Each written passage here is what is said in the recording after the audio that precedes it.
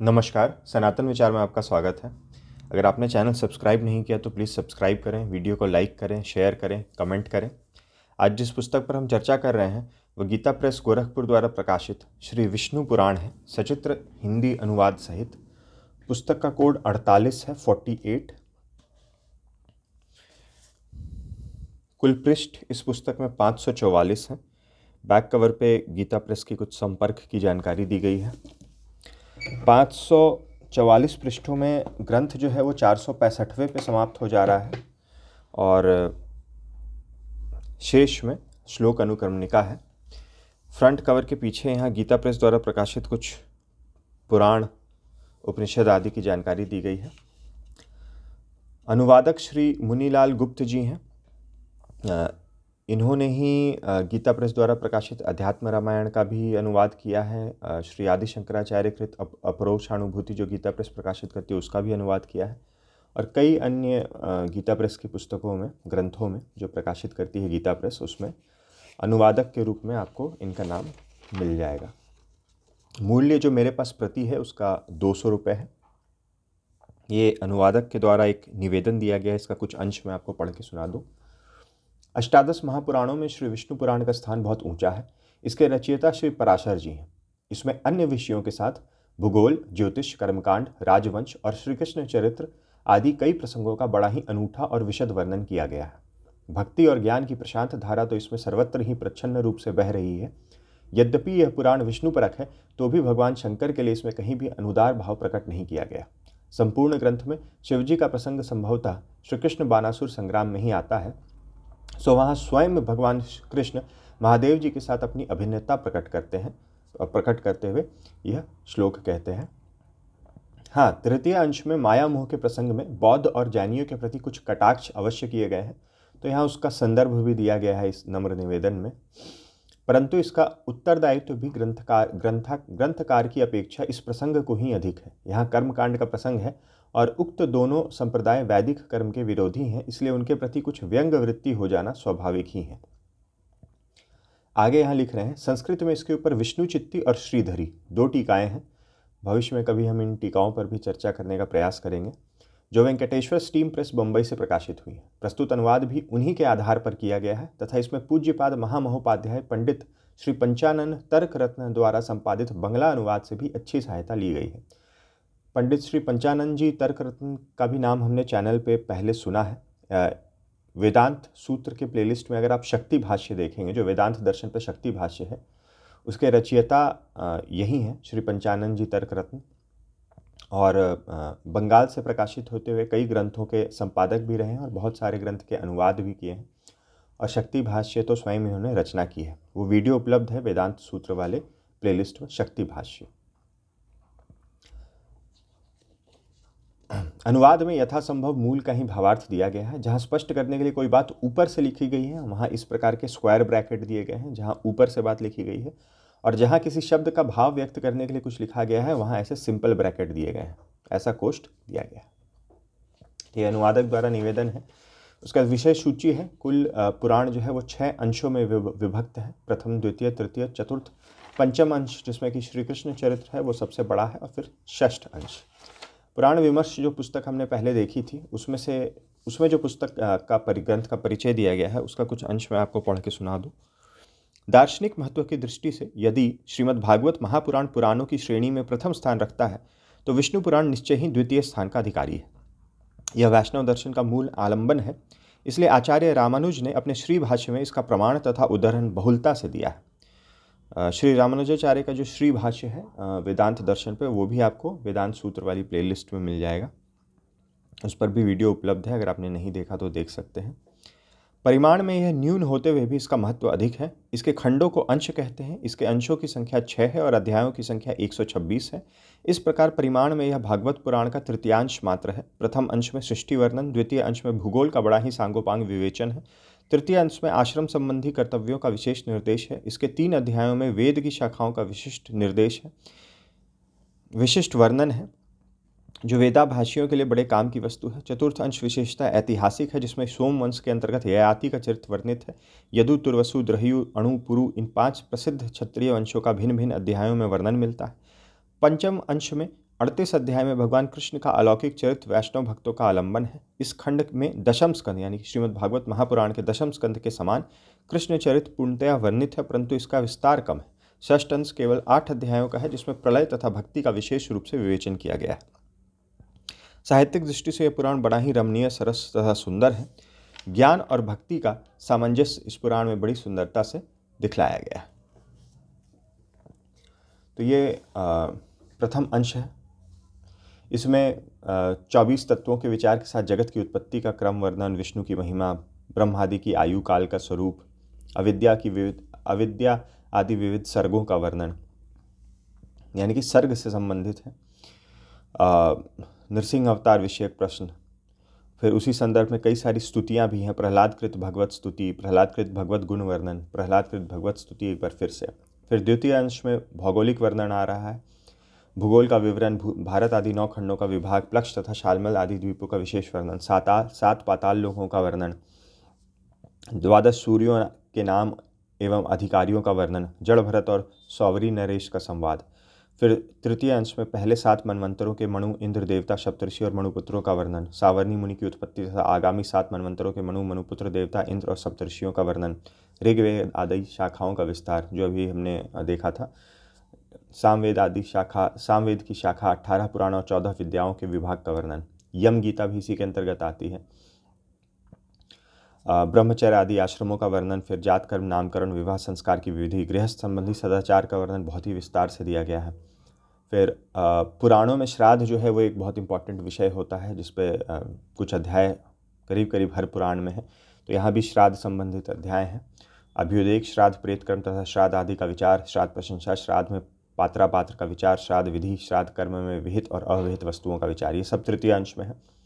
चतुर्थ अंश में फिर वंश और वंशानुचरित है। जैसे हम पुराण पंचलक्षण हमने पहले भी कई पुस्तकों में पढ़ा है, जो समीक्षात्मक पुस्तकें थी, कि 5 लक्षण पुराण के होते हैं: सर्ग, प्रतिसर्ग, वंश, वंशानुचरित और मनवंतर। तो यहाँ हमने सर्ग देखा है, आगे प्रतिसर्ग है, यहाँ वंश, वंशानुचरित है। व्यवस्थ मनु के वंश का वर्णन, इक्ष्वाकु वंश का वर्णन, मांधाता की संतति, रामचरित्र का वर्णन, राम के चरित्र का वर्णन अति संक्षेप में यहाँ दिया गया है, भगवान राम के चरित्र का वर्णन, निमि चरित्र, निमि वंश का वर्णन, सोम वंश का वर्णन, जहनु गंगापान, ययाति का चरित्र, यदुपुत्र कष्टु का वंश, फिर तुर्वसु का वंश, द्रह्यु वंश, अनुवंश, पुरुवंश इत्यादि। पंचम वंश संपूर्ण श्री कृष्ण चरित्र है 28 अध्यायों में। और जो छठा अंश है अंतिम अंश, उसमें श्री व्यास जी द्वारा कलयुग का वर्णन है, कलयुग के धर्म का, निमेष आदि, कालमान तथा नैमित्तिक प्रलय का वर्णन, प्राकृत प्रलय का वर्णन, जो प्रतिसर्ग संबंधित यहाँ पे विषय जो है उसको बताया गया है। यहाँ से पुराण प्रारंभ हो रहा है। श्री विष्णु पुराण का प्रथम अंश का प्रथम अध्याय है। बाएं तरफ मूल संस्कृत के श्लोक दिए गए हैं, दाहिनी तरफ उनका हिंदी में अनुवाद दिया गया है। बाएं तरफ ये बोल्ड बड़े फॉन्ट में संस्कृत के श्लोक हैं, सारे श्लोक नंबर्ड हैं। दाहिनी तरफ हिंदी में अनुवाद है, अनुवाद भी नंबर्ड है, तो आप मैच कर सकते हैं। प्रिंटिंग का कहीं कोई इशू नहीं है, फॉन्ट साइज़ भी अच्छा है, पुस्तक पढ़ने में सुगम है। यहाँ आप देख सकते हैं, ये जैसा कि निवेदन में बताया गया था, स्क्वायर ब्रैकेट में जो चीज़ ऊपर से दी गई है अधिक स्पष्ट करने के लिए विषय को, वो दिया गया है। और जब किसी शब्द के महत्व को दर्शाने के लिए यहाँ सिंपल ब्रैकेट में अधिक जानकारी दी गई है। स्पेसिंग जो है यहाँ जितनी दिख रही है, पूरे ग्रंथ में उतनी स्पेसिंग नहीं है। अधिकतर ग्रंथ में स्पेसिंग थोड़ी सी टाइट है, अगले पृष्ठ से ही पता चल जाता है, जैसा आप देख सकते हैं यहाँ पे। लेकिन इससे पढ़ने में कोई दिक्कत नहीं है, पढ़ने के लिए सुगम ही है।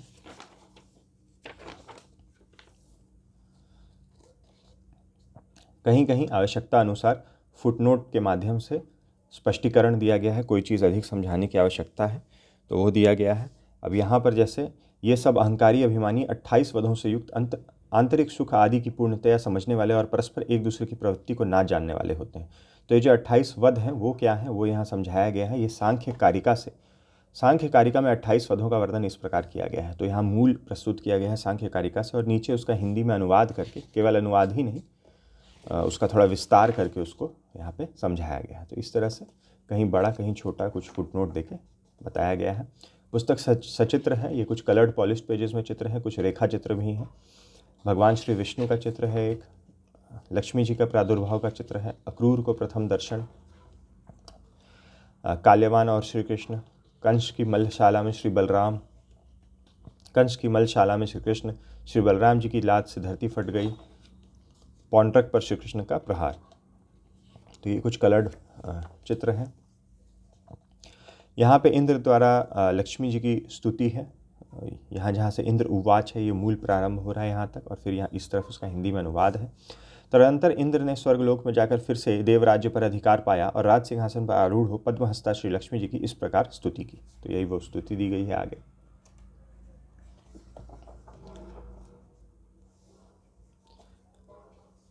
यहाँ पर एक ब्रह्मपार नामक परम स्तोत्र है। ये एक दो बार आया है ग्रंथ में। ये सोम उवाच जहाँ से प्रारंभ हो रहा है वहाँ से ये स्तोत्र प्रारंभ हो रहा है। हम कंडू मुनि का ब्रह्मपार नामक परम स्तोत्र सुनना चाहते हैं, जिसका जप करते हुए उन्होंने श्री केशव की आराधना की थी। और उसके पश्चात सोम ने कहा से वो स्तोत्र प्रारंभ हो रहा है। यहाँ तक मूल है, फिर हिंदी में अनुवाद है। ये प्रथम अंश में ही है, 15वें अध्याय में। इस जगह पे हमने वायु पुराण जब देखा था चौखंबा द्वारा प्रकाशित, तो उसमें दक्ष प्रजापति के जन्म का जो आख्यान था वो 2 बार बताया गया था और अलग अलग तरीक़े से बताया गया था, और कुछ स्पष्टीकरण भी दिया गया था। यहाँ भी बहुत ही मिलता जुलता है। इनफैक्ट जो अंत के 1-2 सेंटेंस हैं वो तो बहुत मिलते जुलते हैं जो वायु महापुराण में है उससे। यहाँ दक्ष प्रजापति के उत्पत्ति का है आख्यान। उसमें ये लिखा है, हे मैत्रेय, प्राणियों की उत्पत्ति और नाश प्रवाह रूप से निरंतर हुआ करते हैं। इस विषय में ऋषियों तथा अन्य देवदृष्टि पुरुषों को कोई मोह नहीं होता। हे मुनिश्रेष्ठ, ये दक्ष आदि युग युग में होते हैं और फिर लीन हो जाते हैं। इसमें विद्वान को किसी प्रकार का संदेह नहीं होता। हे द्विजोत्तम, इनमें पहले किसी प्रकार की ज्येष्ठता अथवा कनिष्ठता भी नहीं है। उस समय तप और प्रभाव ही उनकी ज्येष्ठता का कारण होता है। और इसी से बहुत ही अधिक मिलता जुलता जो है स्पष्टीकरण वो वायु महापुराण में भी उपलब्ध है। यहाँ प्रथम अंश समाप्त हो रहा है, फिर द्वितीय अंश प्रारंभ हो रहा है। यहाँ द्वितीय अंश इतने में समाप्त हो गया है। फिर तृतीय अंश है। यहाँ बाईं तरफ भगवान विष्णु का एक रेखा चित्र दिया गया है, ब्लैक एंड वाइट है। यहाँ पर सामवेद की शाखा 18 पुराण और 14 विद्याओं के विभाग का वर्णन है।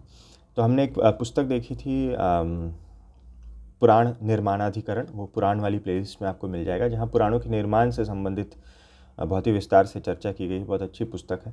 तो उसमें विष्णु पुराण से काफ़ी चीज़ें जो हैं वो एज अ रेफरेंस ली गई हैं, कोट की गई हैं। तो यहाँ वो मेरी अंडरस्टैंडिंग में यहाँ से ही लिया गया है, क्योंकि यहाँ पर ही पुराण के निर्माण से संबंधित कौन कौन संहिता करता थे उन सब का वर्णन है। तो संभवतः वो यहीं से लिया गया है। यहाँ पे पंचलक्षण बताया गया है। सभी में सृष्टि, प्रलय, देवता आदि का वंश, मनवंतर और भिन्न भिन्न राजवंशों के चरित्रों का वर्णन किया गया है। 7वां अध्याय है तृतीय अंश का। यहाँ से यम गीता प्रारंभ हो रही है। इसी के अंतर्गत विष्णु भगवान की आराधना और चातुर्वर्ण्य धर्म का वर्णन है। फिर ब्रह्मचर्य आदि आश्रमों का वर्णन है। जात, कर्म, नामकरण, विवाह, संस्कार की विधि बताई गई है। गृहस्थ संबंधी सदाचार का वर्णन, ये भी बहुत ही एक ठीक ठाक अच्छा सेक्शन है। यहाँ देख सकते हैं गौतम स्मृति के 8वें अध्याय से भी कुछ लेके जानकारी दी गई है।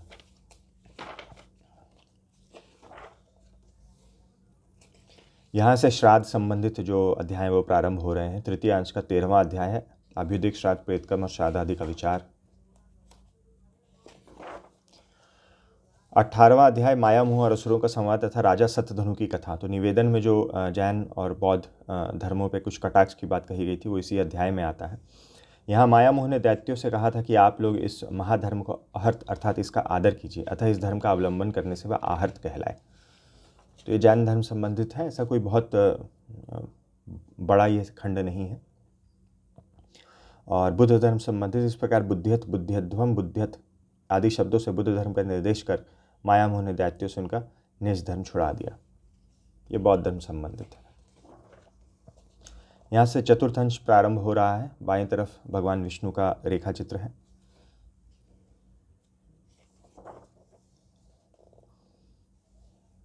यहाँ पर भगवान श्री राम के चरित्र का वर्णन है। तो अति संक्षेप में है। यहाँ इधर कहीं से प्रारंभ हो रहा है। ये भी बैकग्राउंड ही है और बस यहाँ तक में ख़त्म हो जा रहा है 2 पृष्ठों में।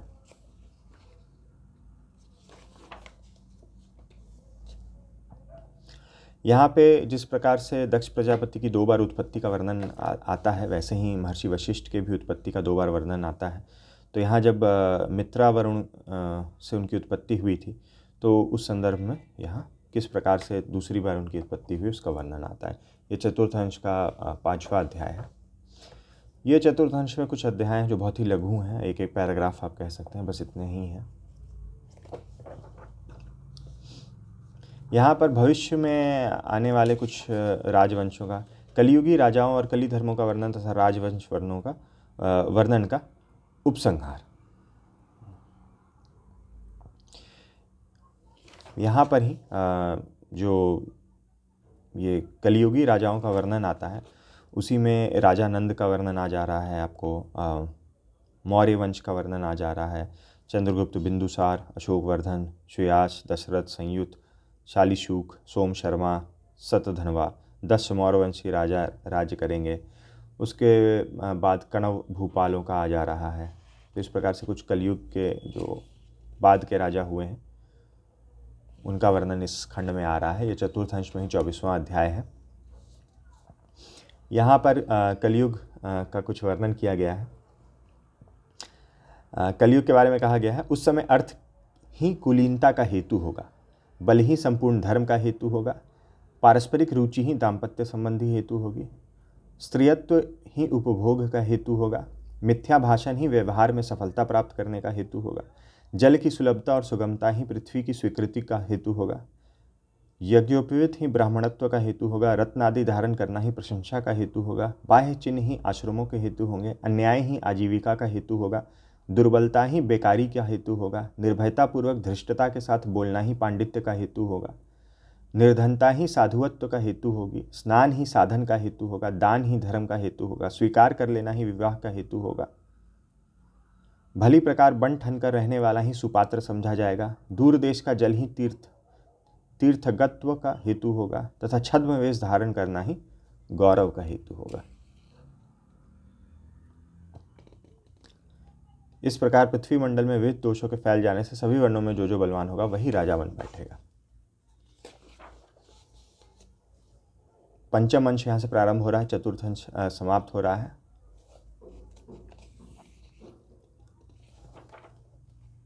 यहाँ ये पंचम अंश जो है ये पूर्णतः श्री कृष्ण चरित्र को समर्पित है। ये छठा अंश है। यहाँ भी भगवान विष्णु का ही एक रेखा चित्र दिया गया है और इस छठे अंश के साथ जो है ग्रंथ समाप्त हो रहा है पृष्ठ संख्या 465 पे, और उसके बाद से 466 से लेकर के अंतिम पृष्ठ तक करीब 544 तक एक विस्तृत श्लोक अनुक्रमणिका दी गई है। अल्फ़ाबेटिकल ऑर्डर में है, काफ़ी विस्तृत है। पृष्ठ संख्या 544 पे ग्रंथ समाप्त हो रहा है। तो ये थी कुछ जानकारी गीता प्रेस गोरखपुर द्वारा प्रकाशित श्री विष्णु पुराण के बारे में। वीडियो देखने के लिए बहुत बहुत धन्यवाद। मिलते हैं अगले वीडियो में।